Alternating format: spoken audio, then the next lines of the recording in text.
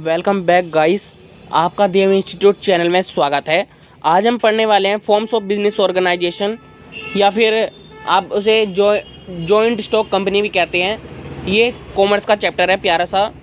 जिन्होंने अभी तक हमारे चैनल को सब्सक्राइब नहीं किया है तो प्लीज़ हमारे चैनल को सब्सक्राइब कर लीजिए, जिससे हमारी वीडियोज़ की नोटिफिकेशन आपके पास टाइम टू टाइम पहुँचती रहे।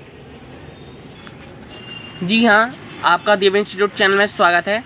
जिन्होंने हमारे चैनल को अभी तक सब्सक्राइब नहीं किया है प्लीज़ हमारे चैनल को सब्सक्राइब कर लीजिए, जिससे हमारी वीडियोस की नोटिफिकेशन आपके पास टाइम टू टाइम पहुंचती रहे। चलिए स्टार्ट करते हैं chapter 3 forms of business organisation या जॉइंट स्टॉक कंपनी। चलिए स्टार्ट करते हैं, लेट्स गो। अब चैप्टर स्टार्ट करने से पहले हमारा पार्ट आता है कंपनी की। कंपनी का मतलब क्या है, मीनिंग ऑफ ए कंपनी। आप इसको मीनिंग ऑफ कंपनी बोल लो या फिर डेफिनेशन ऑफ कंपनी। मैं इसमें दोनों पार्ट समझाऊंगा, वो भी अलग अलग। अब सबसे पहले आता है मीनिंग ऑफ कंपनी की। मीनिंग क्या, मतलब क्या है कंपनी का। ये हमारा पार्ट 1 है वीडियो का।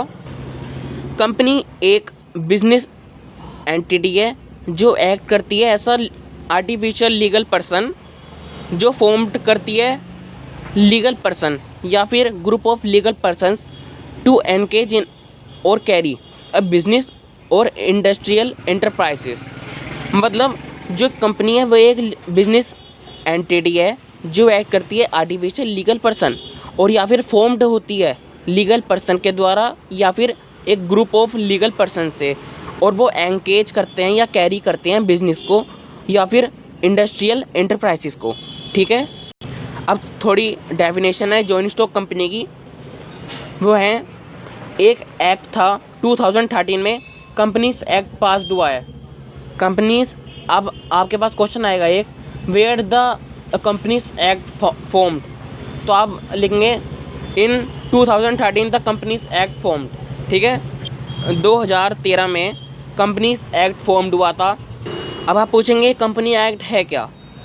ये कंपनी का मतलब है कंपनी जो इनकॉर्पोरेटिव है वो इस एक्ट के अंदर आती है। कंपनी एक्ट 2013 के अंडर आती है।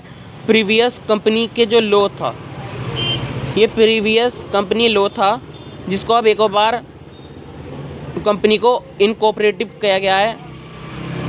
अब 2013 एक्ट में। अब अगर आपके पास क्वेश्चन आए कोई सा भी कि कंपनीज एक्ट का फॉर्म हुआ था, आप लिखेंगे 2013।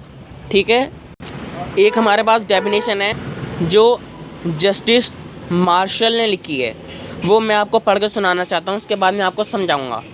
मैं पढ़ता हूँ। एक company is a person artificial invisible intangible and exists only in the eyes of law. Justice Marshall ने समझाया है कि ये जो कंपनी है ये एक हमारी पर्सन है या फिर आर्टिफिशियल कह लो या इनविजिबल है, इंटेंजिबल भी है और एक्सटिंक्ट करती है only in the eyes of law में, हमें केवल ये दिखाती है लॉ। हमारे पास एक और डेफिनेशन है जो LH हनी ने लिखी। LH हनी इन्होंने लिखा है, मैं पहले आपको पढ़ के सुनाना चाहता हूँ। A joint stock company is a voluntary organisation of individuals for profits having a capital divided into transferable shares the ownership of which is the condition of membership. मतलब कि इसका मतलब जो इन्होंने समझाया है वो है, जो जॉइंट स्टॉक कंपनी है वो एक वॉलंटरी ऑर्गेनाइजेशन है इंडिविजुअल्स की, किसके द्वारा, प्रॉफिट के द्वारा। हैविंग ए कैपिटल डिवाइडेड, उन्होंने कैपिटल को डिवाइडेड किया है ट्रांसफरेबल शेयर्स में, और जो ओनरशिप है जिसके द्वारा ये जो मेंबरशिप चल रही है वो एक कंडीशन है, और जो हमारी कंडीशन इसमें बताई हुई है वो है ट्रांसफरेबल शेयर्स। अब इसमें हमारा अगला पार्ट आता है फीचर्स ऑफ ए कंपनी की। कंपनी के फीचर्स क्या हैं, आपके स्क्रीन पर ये रहा। पहला है हमारा सेपरेट लीगल एंटिटी, दूसरा perpetual succession, limited liability, next artificial legal person, अगला है हमारा common seal, next transferability of shares. मैं ये वीडियो CBSE और ICSE दोनों स्कूल के माध्यम से बना रहा हूँ, तो मैं इसमें एक और पॉइंट एडिट करना चाहूँगा। वो पॉइंट है कंट्रोल। ये हमारा 7th पॉइंट है, कंट्रोल। तो जो हमारा सबसे पहला पार्ट है सेपरेट लीगल एंटिटी, उसे समझते हैं वो है क्या। ये सेपरेट लीगल एंटिटी एक हमारा बहुत अच्छा सा फीचर्स है इस कंपनी का। उसे कंपेयर किया गया है दूसरी ऑर्गेनाइजेशन से, क्योंकि वह एक्वायर्स करता है और एक ये इसका यूनिक करैक्टर है सेपरेट लीगल एंटिटी में। इसका मतलब है जब आप रजिस्टर करते हो एक कंपनी में, आप उसको एक लीगल पर्सनैलिटी देते हो सिमिलर राइट के साथ, और पावर्स भी देते हो ह्यूमन बींग्स की तरह। और जो एक्सिस्टेंस है कंपनी की वो सेपरेट हैं, क्योंकि वो फ्रॉम दैट्स मेंबर्स, जो उनके मेंबर्स हैं वो सेपरेट हैं। और सेपरेट लीगल एंटिटी में उसकी ओन प्रॉपर्टी है, माने कि खुद की प्रॉपर्टी है, बैंक अकाउंट है, रेस लोन्स है, माने लोन्स भी भरते हैं, उसके लोन्स हैं, लाइबिलिटीज़ है, और उसको एक कॉन्ट्रैक्टर्स की तरह बताया गया है। इसकी देसी भाषा में इसका मतलब है इस कंपनी में किसी के आने जाने से किसी को कोई फ़र्क नहीं पड़ता।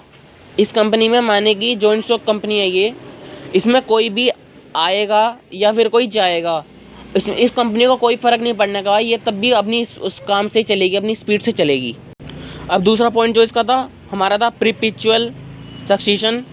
ये दूसरा इम्पोर्टेंट फीचर है इस कंपनी का, और ये कंटिन्यू करता है कैरी करने में, बिजनेस को स्टैंड करता है, माने कि बिजनेस को ये खड़ा करता है एक मेंबर के तौर पे, अंटिल जब तक ये मेंबर खड़ा ना हो जाए ज़मीन पर, माने कि ये बिजनेस स्टैंड ना हो जाए, और वो भी एक्ट के अनुसार। फर्दर जो शेयर्स हैं कंपनी के वो चेंज होते हैं, पर इसका कोई अफेक्ट नहीं पड़ता कंपनी पर। मैं आपको समझाता हूँ। इसका मतलब है मेंबर्स अफेक्ट नहीं कर सकते कंपनी को, मेंबर से माने कंपनी को कोई अफेक्ट नहीं पड़ता मेंबर से। जो लाइफ है मेंबर्स की, that does not affect life of company, माने कि जो लाइफ है कंपनी की उससे मेंबर्स की लाइफ को कोई फ़र्क नहीं पड़ता। कहने का मतलब ये है इसका। तो इसमें हमारा तीसरा पार्ट आता है लिमिटेड लायबिलिटी। लिमिटेड माने कि अगर आपको बिजनेस में कोई भी लॉस होएगा, वो आपकी जितना भी लॉस होएगा वो आपकी केवल कैपिटल कॉन्ट्रीब्यूशन तक ही वो आपसे पैसे वापसी लेगा, या जितना लॉस होएगा वो वापसी लेगा, वो आपकी प्रॉपर्टी के अंदर नहीं घुसेगा उसमें। ये हमारा वर्ड का मतलब लिमिटेड लायबिलिटी। अब आता है हमारा अगला पार्ट आर्टिफिशियल लीगल पर्सन। ये जॉइंट स्टॉक कंपनी एक हमारा आर्टिफिशियल पर्सन है, क्योंकि ये बना है लॉस के द्वारा। ये हमारी जॉइंट स्टॉक कंपनी ये लॉस के अनुसार बनती है। ये जो हमारा कंपनी से एक्ट पास हुआ था 2013 में, ये उसके तहत बनी हुई है।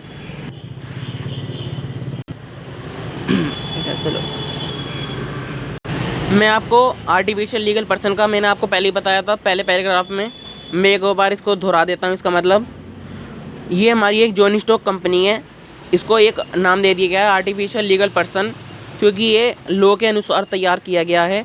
जो एक्ट हमारा पास हुआ था कंपनी का एक्ट 2013 में, उसके अनुसार बनाया गया है। जब इसका रजिस्ट्रेशन हो गया था 2013 में इस जॉइंट स्टॉक कंपनी का, इसको एक नाम दे दिया गया था आर्टिफिशियल लीगल पर्सन, या फिर जिसको हम बोलते हैं मेंबर्स ऑफ कंपनी। उसके पास सारी लीगल राइट्स हैं ये, और वो मैटर कंडक्ट करता है एक रियल पर्सन की तरह।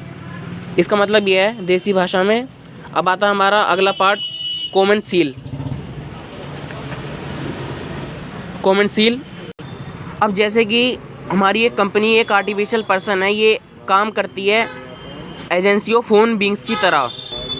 अगर ये एक कंपनी की तरह काम करती है तो उसके पास ये खुद की सिग्नेचर की होएगी, ऑफिशियल सिग्नेचर होएगा इसका खुद का। अब उस सिग्नेचर के तौर पे इन्होंने एक स्टैंप रख लिया अपने पास, जो हमारा कंपनीज एक्ट था 2015, कंपनीज अमेंडमेंट एक्ट 2015। इसकी स्पेलिंग आपकी स्क्रीन पर ये रही, देख सकते हैं आप अपनी स्क्रीन पर। उसको बनाई गई थी स्टैंप सील करने के लिए ऑप्शनल को। तो अब इसको देसी भाषा में समझें तो कॉमन सील का मतलब है कंपनी है ऐसा, कंपनी के पास एक खुद की सिग्नेचर होती है, स्टैंप होती है, जिससे वो सील करती है। कॉमन सील को ऑप्शनल होता है। अब जो अगला पॉइंट आता है वो हमारा है transferability of shares. Transferability of shares, इसका मतलब है ये रिलेटेड है सेल से। ट्रांसफरेबिलिटी ऑफ शेयर्स, ये सेल करता है शेयर्स को। सेल ऑफ शेयर्स माने कि जो शेयर्स हैं जो इन स्टॉक कंपनी के, वे ट्रांसफरेबल हैं और फ्रीली एक्सेप्ट करते हैं प्राइवेट कंपनी। माने कि जो प्राइवेट कंपनी है, अगर आप शेयर बेचने जाओगे तो प्राइवेट कंपनी आपकी शेयर्स बड़े आराम से ले लेगी और आपको उसके बदले पैसे दे देगी या कुछ भी देगी जितने जो आप दोगे। ट्रांसफरेबिलिटी ऑफ शेयर्स का मतलब है शेयर्स लेती है शेयर होल्डर्स, माने ओन करती है शेयर होल्डर्स और वह ट्रांसफ़र करती है दूसरी विदाउट रजिस्ट्रेशंस में। ऐसे ही जो कंपनीज है रजिस्ट्रेशन वाली, वह ट्रांसफ़र करती है अपने शेयर्स स्पेसिफिक सिचुएशन में और प्रोवाइड करवाती है कंपनी लो को। अब अगला हमारा जो मैंने लिखवाया था सीबीएसई और आईसीएसई के माध्यम से पॉइंट, वो है कंट्रोल, कि इसको कैसे कंट्रोल किया जाता है। तो आप मैं देसी भाषा में इसको समझाना चाहूँगा, मैं ज़्यादा इसमें खींचूँगा नहीं। इसका है बोर्ड ऑफ डायरेक्टर्स, इसको कंट्रोल करती है बोर्ड ऑफ डायरेक्टर्स। आपकी स्क्रीन पे ये रहा नाम, BORD, बोर्ड ऑफ डायरेक्टर्स।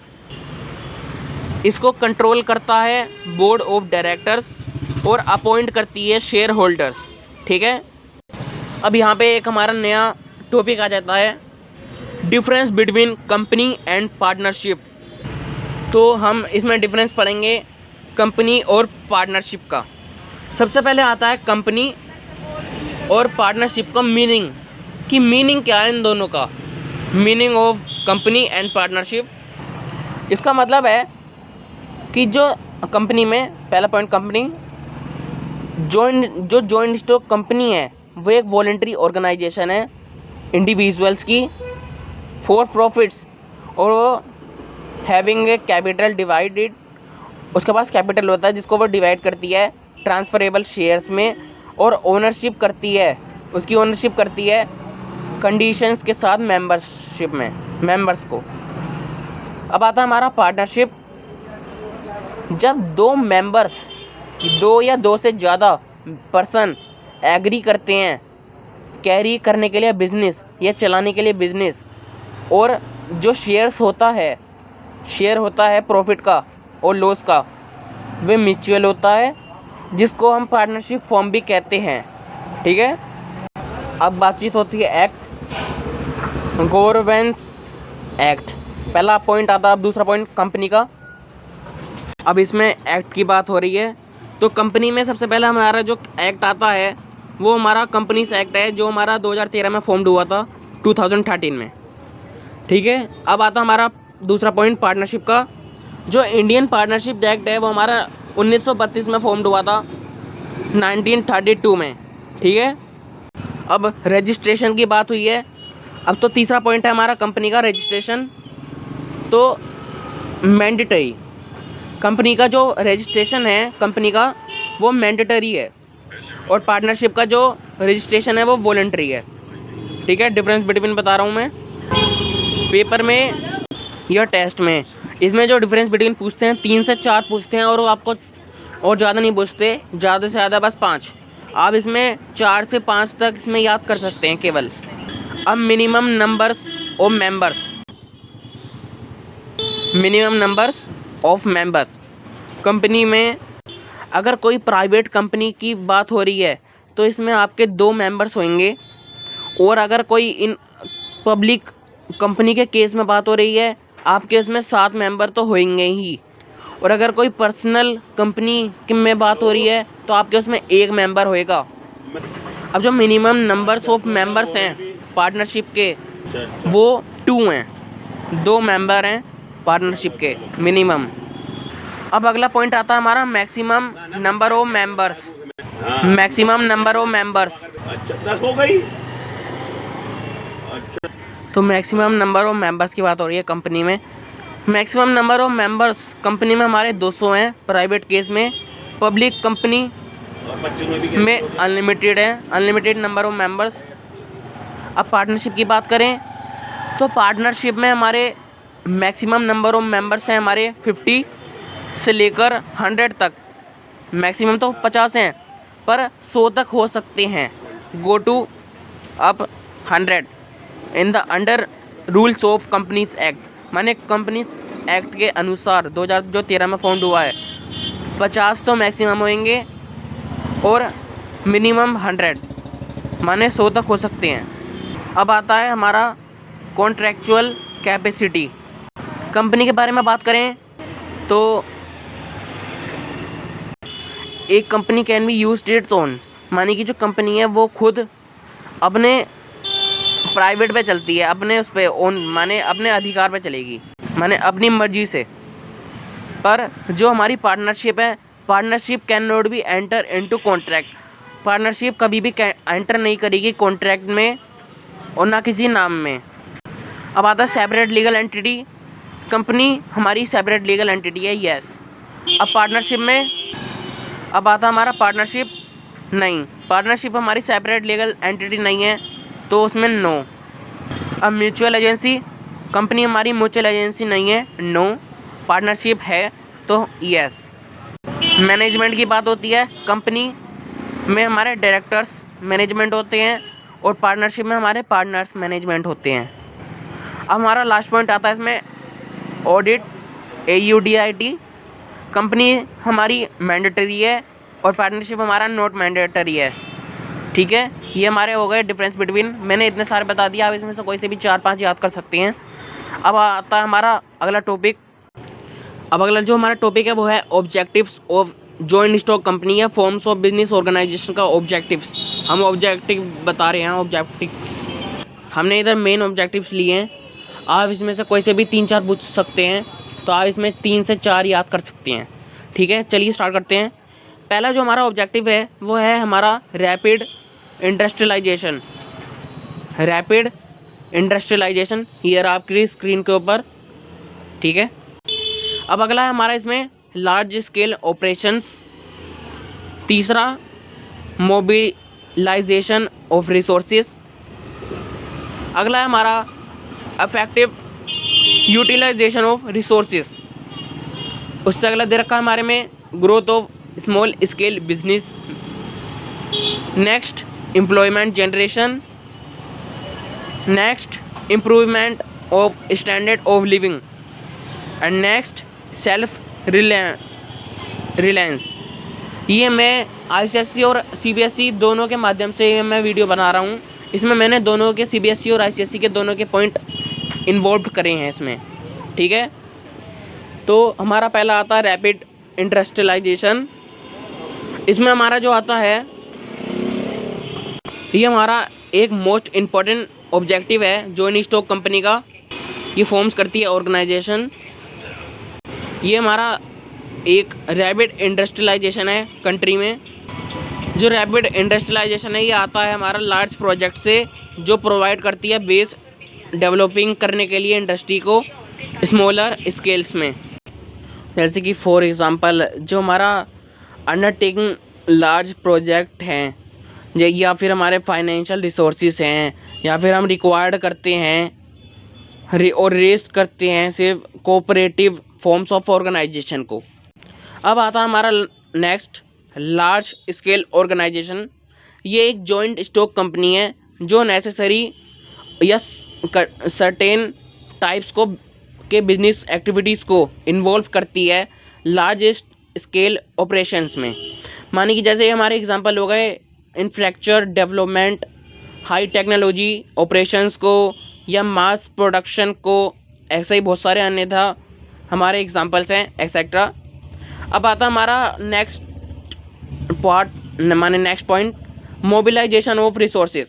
इसमें क्या है, जनरली ये जो रिसोर्सेज हैं कंट्री के बोथ ह्यूमन और नॉन ह्यूमन, ये हमारे स्कैटर्ड हैं और फॉर प्रोडक्टिव पर्पस के लिए, माने जो हमारे प्रोडक्टिव पर्पसेस होती हैं इनके लिए हैं। ये जो ये रिसोर्सेज हैं हमारे, ये मोबिलाइज्ड हैं मोस्ट अप्रोप्रिएट लोकेशन के लिए जो जॉइंट स्टॉक कंपनी है हमारी वो बेस्ट मोबिलाइजेशन के लिए रिसोर्सेज है।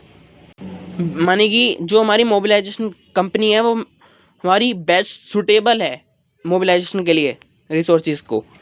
अब आता है हमारा फोर्थ पॉइंट, इफ़ेक्टिव अर्ब। ठीक है जी, मैं एक बार बताता हूँ इसका मतलब। जो इफेक्टिव यूटिलाइजेशन ऑफ रिसोर्सेज है, जो जॉइंट, मैं आपको ये पॉइंट का वो बता रहा हूँ, इफेक्टिव यूटिलाइजेशन ऑफ रिसोर्सेज में हमारा जो जॉइंट स्टॉक कंपनी है वह सिर्फ वो मोबिलाइज ही नहीं कर रही रिसोर्सेज को, मोबिलाइज रिसोर्सेज को ही नहीं, पर वह सो गाइस यहाँ पे हमारी वीडियो ख़त्म होती है। ये हमारा पार्ट 2 जल्दी ही आएगा।